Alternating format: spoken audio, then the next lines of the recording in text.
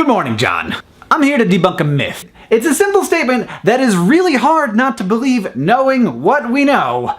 The internet brings out the worst in people. We all know that the anonymity of the internet allows the deep evil inside of every human, except for me of course, to spew forth in a fountain of vomitous hate. Then when they get home, they go on the internet and they shrug off the clothes of their cultural burden and they put on their costume and they become internet turds. But I want to make a hypothesis here that allows me to feel better about the state of the internet and the state of humanity. I'm thinking anonymity doesn't bring out the worst in people.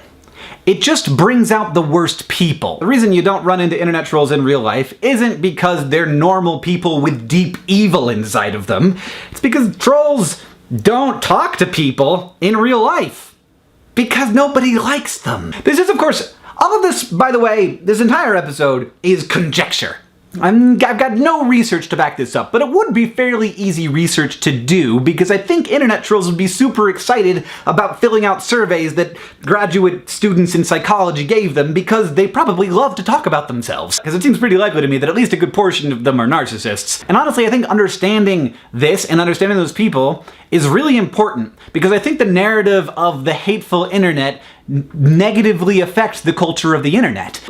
People hear and believe that comments are a nasty place. They are certainly a much more nasty place than we tend to interact with in the real world. The result is that fewer and fewer normal, not trolly people interact in those spaces, and they get worse and worse. While at the same time we prove over and over again that the internet can actually be a place where lots of really cool and great things happen. But if we all think that the internet is less great than it is, it will become less great because we think that. And my even greater worry is that people will look at the comments of a YouTube video and say, look, a third of these people, at least, are just terrible. They're bad people. And then by extension, those people will assume that a third of all people are terrible and that all social spaces are hostile and antagonistic, which is very not the case. What we're looking at down in the comments is extreme selection bias. People don't want to comment because it seems like a hostile place, so only hostile people comment. On any YouTube video, you've got a lot of people watching it. Just imagine for a moment that 100,000 people gather in a room.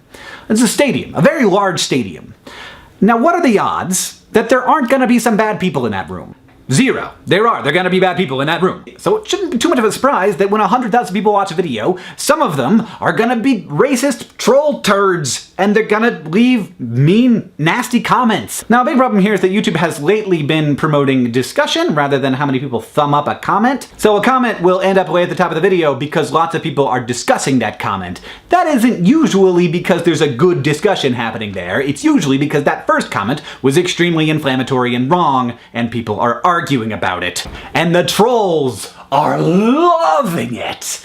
It's totally feeding the trolls. Like, the whole point of a troll is to try and get discussion because they want to get a rise out of people, they want that rush, and they want some human interaction, which they don't get in the real world because people don't like them. As a person who has met a number of people, most of them, like 90% of them, are good. Not because culture tells them to be good, not because they're afraid of being found out and they're waiting for that moment where they can be anonymously evil, but because they're people, just like you and just like me.